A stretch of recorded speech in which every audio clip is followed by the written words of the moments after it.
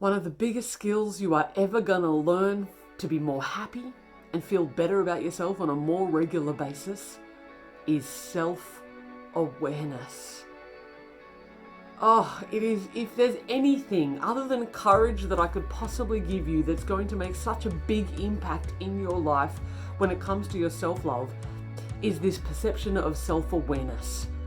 For you to be able to understand yourself, for you to be able to get it, for you to be able to discern between what is a thought that you generated and what is a thought that is generated by something that's external from you.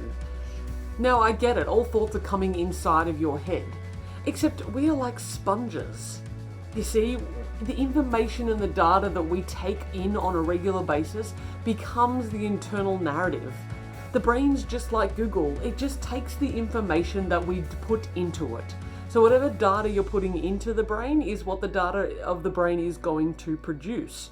So if on a regular basis you're consuming, just say, social media that makes you feel like you need to compare yourself, you see images of perfection all the time, you see images of super mums doing this, that and the other and achieving it all, you see entrepreneurs doing all this busyness stuff, you see people who are losing weight and doing amazing things with their life and feeling so good and everything's amazing, and you're seeing the highlight reel because it's absolutely the best on Instagram and Facebook.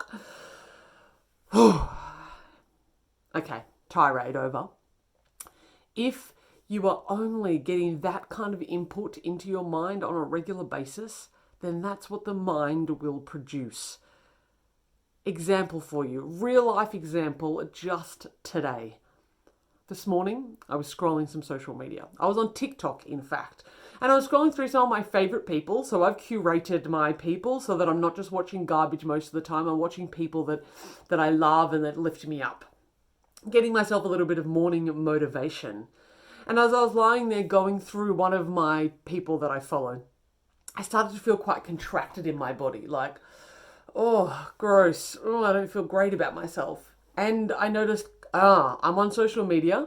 I'm lying in bed. It's time to get up. It's time to get up and get out and do something and change the scenario that I'm experiencing. So I did just that. And I put the phone down and I sat at the end of the bed and I took some breaths and I grounded in my body. And very clearly this thought popped into my head that said, you're not producing enough. You need to produce more.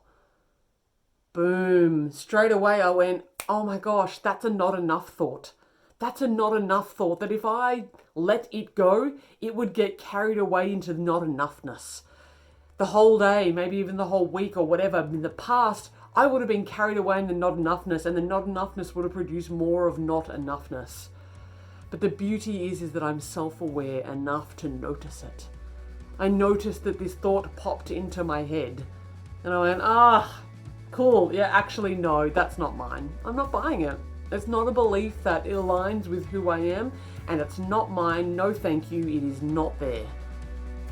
And we'll see how the rest of the day pans out. But I'm feeling pretty good about myself. Self-awareness is a skill that you can develop over time. The more you listen to yourself, the more self-aware you're going to get. And the more you can discern between what is the rubbish that is coming in externally and what is true in your heart and your soul that you can cultivate from within rather than listening to what's coming without. That is the key to happiness and feeling good, my friends.